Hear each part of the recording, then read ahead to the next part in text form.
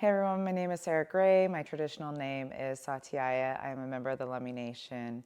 I am a Unity alumni and served 4 terms between the years of 2012 and 2017 as the Northwest Regional Representative and then as the female co-president.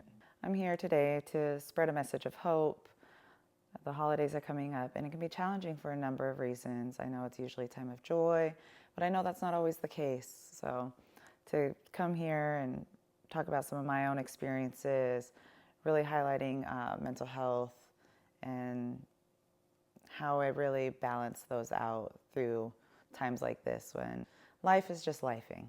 So I am someone who has, I don't want to say struggled, but it has been a struggle with depression. I had that diagnosis in 2016. Since then, it has been a balance of figuring out what works for me, what doesn't work for me. I am also processing very recently, 3 days to be exact, an ADHD diagnosis as a 30-year-old woman, realizing that I have ADHD and depression and working through that. It has been a lot to take in, especially this holiday season, making it a little bit heavy. I was talking with my psychiatrist and she had me go through my childhood. We started with elementary and middle school and then high school and college. And in hindsight, I see all the signs. I remember being in grade school and having immense anxiety about starting the new year. I wouldn't sleep the night before just because I felt like I wasn't going to be smart enough. I wasn't going to fit in. I was scared my teachers weren't going to like me. I felt like math has always been really hard for me, so I was scared about math. Third grade was probably the first year that it stands out for me because I remember having a pile of work on my desk this big as a third grader. And not once did anyone kind of pick up on those signs. I procrastinated, and that was a trait that stuck with me. I procrastinated through everything. I struggled with focusing. My attention was not quite there. I was a lot more social rather than being able to sit down and just study. So I really filled my time elsewhere with culture and friendships and traveling and sports. But the patterns were there. I remember it took me a lot longer to learn things. I would fail a class and then the next quarter I'd have to take it again. So those patterns developed in middle school, high school, and throughout college. I really wish I could have had some support then, and I really hope that I can be a support now and make sure that no one else has to go through these struggles.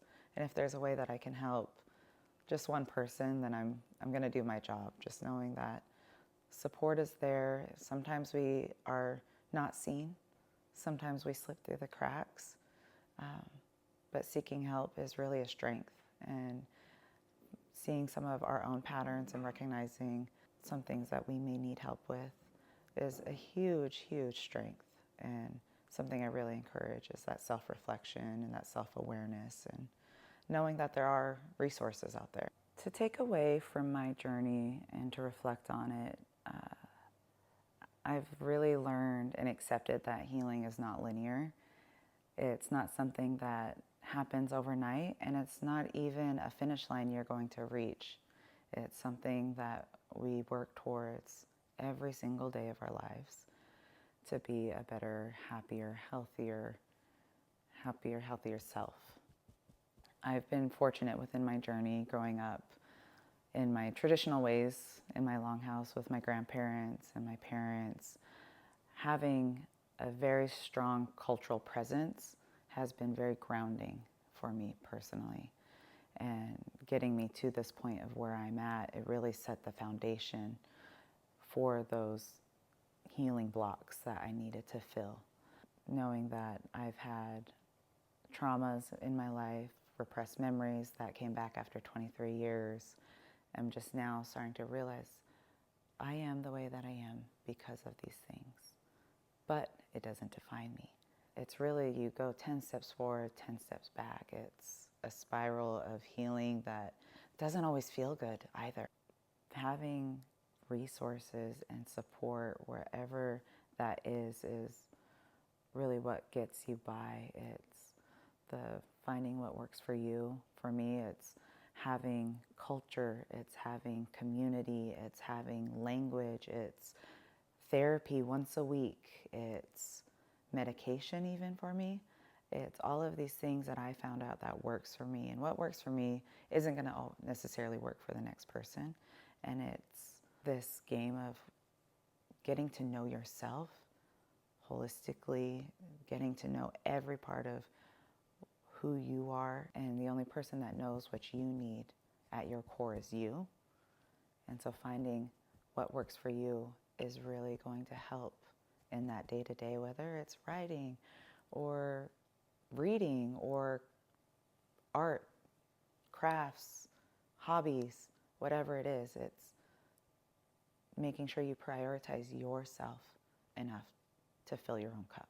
Again, healing is not linear. It's just about taking those small, meaningful steps forward every single day, knowing that life is so big and so broad, so much bigger than we can really see in some of our darkest moments, knowing that when we are at most alone and most isolated, realizing that that isn't always the case. It isn't always the case. We have Creator. We have people in our corner that we may not even know rooting for us. And life is really so big. There's so many books that you haven't read and places you haven't visited and people you haven't met. Like it's this big, even when you feel this small. And I think that's probably why I'm so grateful to Unity for providing opportunities like that for me as a youth. Going to my very first conference in 2010 as just, a res girl who's never traveled. And then walking into this conference and seeing thousands of other Indians, I was like, oh my God, who are these people? They're walking through the airport with their drums and their blankets. And I was like, I didn't know other people do that. There's so many other people out there, and making some of the most meaningful connections that I still value in my life, and connections with mentors that really helped uplift my voice and help me believe in who I am and what I bring to the table. And knowing that what I say matters. And I wouldn't have believed that if I didn't travel to this conference one time and have a conversation with this person who ended up being now one of the greatest people in my life.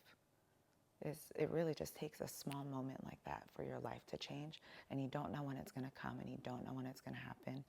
But what you do know is you're in control of your thoughts. You're in control of your mind and your body and your spirit and what you put into your spirit. That's so important. I can't emphasize how important what you feed your mind and your body and your spirit is. It's life-changing, and it just takes one small step every single day. I really want to thank you for your time, for your attention. Show my immense gratitude to Unity, again, for all of the life-changing opportunities they have provided me within my own journey and allowing me space for healing and community. I hope you have a great holiday break. I hope that you fill your time with things that bring you joy. And with that, Haishka.